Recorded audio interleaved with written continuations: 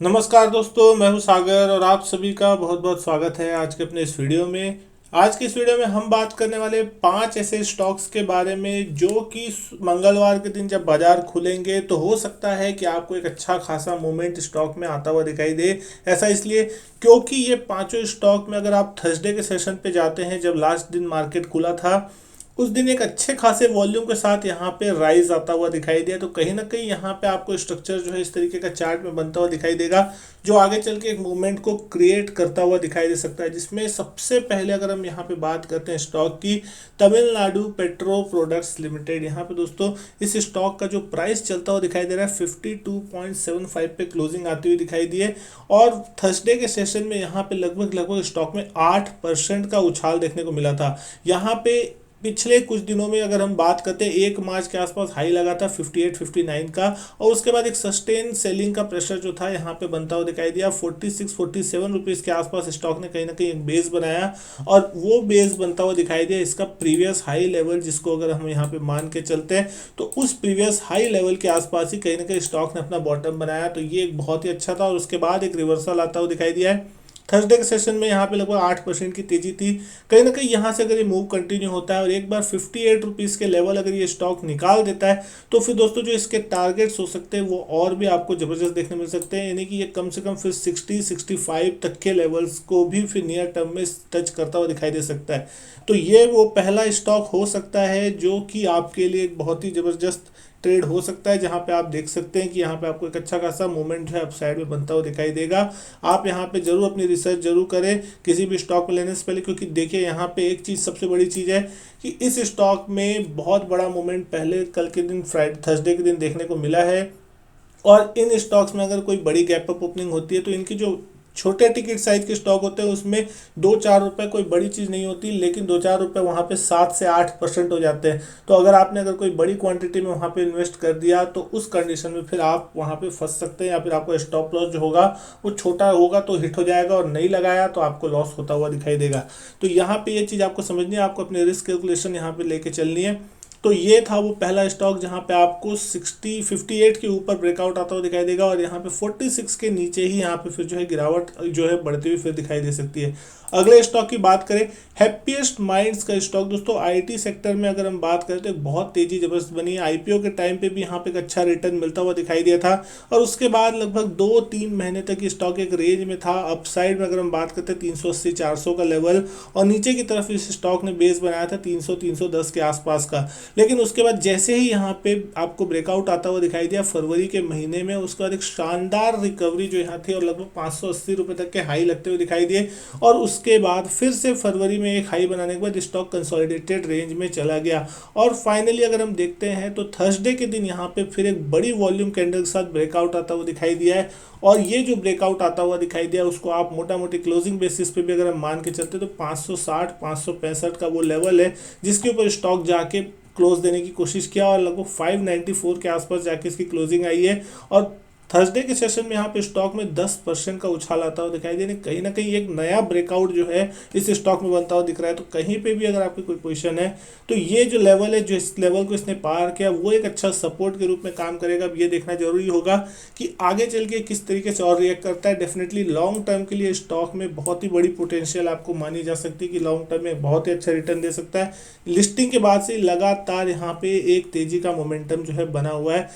अच्छे खासे प्राइस पे लिस्ट हुआ था और उसके बाद भी अब वहां से और तेजी जो है इस स्टॉक में बढ़ती जा रही है। तो लगातार लॉकडाउन का जिस तरीके से कोरोना के केसेस बढ़ते दिख रहे हैं और लॉकडाउन का, तो उस कंडीशन में फिर से कहीं ना कहीं आईटी सेक्टर जो है फिर से लाइमलाइट पे आता हुआ दिखाई दे सकता है। और अब आईटी सेक्टर के नतीजे भी जो है आपको इस क्वार्टर 4 के आते हुए दिखाई देंगे, तो उसमें फिर देखना होगा कि किस तरीके से ये स्टॉक जो है आगे परफॉर्म करता हुआ दिखाई देता है। लेकिन डेफिनेटली यहाँ से जिस तरीके के लेवल के आसपास ये स्टॉक कहीं ना कहीं बंद होता हुआ दिख रहा है, आपको ऊपर के लेवल यहाँ पे अच्छे खासे देखने मिल सकते हैं। हालांकि यहाँ पे ब्लू स्काई जोन है तो ऊपर के कोई टारगेट्स आप यहाँ डिसाइड नहीं कर सकते कि किस लेवल तक ये स्टॉक जा सकता है।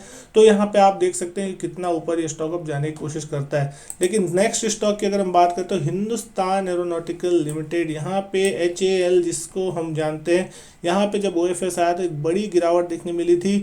लगभग लगभग 1400 रुपये तक के हाई लगे थे और स्टॉक वहाँ से आधा से ज़्यादा लगभग करेक्ट हुआ था, 650 का बेस बनाया। उसके बाद एक अच्छी शानदार रिकवरी जो थी वो होती हुई दिखाई दी।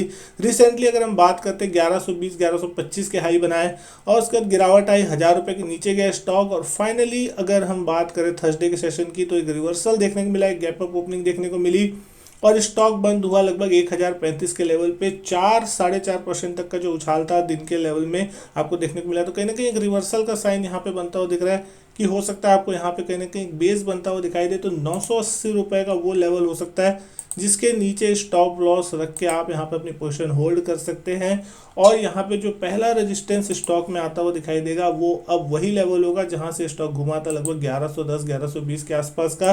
तो आप यहाँ पे मान सकते हैं कि 1110 1120 का वो लेवल होगा जहाँ पे एक बार ये स्टॉक आने की कोशिश कर सकता है। तो अगर वो लेवल भी आता है तो यहाँ से 70 से 80 रुपये तक की जो तेजी है मिनिमम वो आपको यहाँ पे देखने मिल सकती है।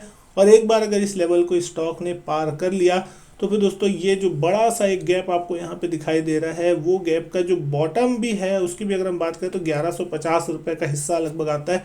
तो कम से कम ये स्टॉक 1150 तक को एक बार छूना चाहिए और अगर उस लेवल को फिल करने के बाद सस्टेन हो जाता है तो फिर से ये एक नए हाई की तरफ जाएगा। यानी 13-1400 का जो इसने हाई छुआ था उसको रिसेंटली ये फिर टच करता हुआ दिख सकता है। लेकिन ये सब का सब आपको डिपेंड करता है कि ये जो हाई है 1110 1120 का जो इसने लगाया था क्लोजिंग बेसिस पे उसका निकलना यहाँ से बहुत ही ज़्यादा जरूरी है। अगर ये हाई नहीं निकालता तो डेफिनेटली ये इस रेंज में तब तक कंसोलिडेट करेगा और अगर 980 के नीचे जाके अगर इसकी क्लोजिंग आने की कोशिश लगती है तो फिर कहीं ना कहीं स्टॉक एक बार फिर से 900 रुपये तक फिसलता हुआ आपको दिखाई दे सकता है। तो आप यहाँ पे एक चीज़ ध्यान में रख सकते हैं कि स्टॉक में नीचे की तरफ 980 और ऊपर की तरफ 1120 ये दो लेवल आपके ध्यान में हमेशा होना चाहिए। चौथे स्टॉक की अगर हम यहाँ बात करें तो सुब्रोस लिमिटेड, यहाँ पे दोस्तों इस शेयर ने भी एक बहुत ही ज़बरदस्त रिटर्न जो है पिछले एक साल में बना दिया। अप्रैल के आसपास इसका जो लो लगा था लगभग 120 रुपये का और आज 325 रुपये के आसपास का प्राइस है। और अगर रिसेंटली भी अगर हम देखते हैं अभी पिछले कुछ महीनों में 360 रुपये तक के हाई लगते हुए दिखाई दिए, गिरावट आई 300 रुपये के आसपास कहीं ना कहीं स्टॉक ने बेस बनाया और थर्सडे के सेशन में एक अच्छी खासे वॉल्यूम के साथ यहाँ पे स्टॉक में बाइंग हुई है। 5% से ज़्यादा तेजी यहाँ देखने को मिली 325 के आसपास।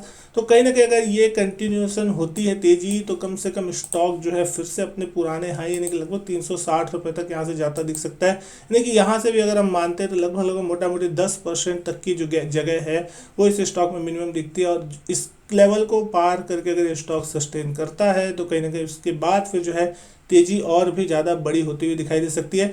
यहाँ पे 300 रुपये का आपका स्ट्रिक्ट स्टॉप लॉस आप मान सकते हो कि अगर 300 रुपये के नीचे स्टॉक जाएगा तो फिर यहाँ पे थोड़ी बहुत गिरावट जो है फिर बढ़ती हुई दिख सकती है। उस कंडीशन में फिर 275 280 के वो लेवल हो सकते हैं जहाँ पे एक बार स्टॉक आके अटकने की कोशिश करेगा। लेकिन मिनिमम यहाँ से अभी के टाइम पर अगर हम देखते हैं तो 25 रुपये की रिस्क है और 35 रुपये का यहाँ पे रिवॉर्ड है, ये मिनिमम माना जा सकता है। 360 के ऊपर तो फिर यहाँ पे आपके लिए एक बहुत बड़ा ही तेजी का माहौल बनता हुआ दिखाई देगा। अगर इसके पुराने हाई की भी हम बात करते हैं तो कहीं ना कहीं 440 रुपये तक के पुराने हाई जो 2018 में लगे थे तो वहाँ से अभी हम बहुत दूर है। लगभग यहाँ से अगर हम गिनते हैं तो 100-125 रुपये की जो दूरी है वो यहाँ पे आपको आती हुई दिखती है।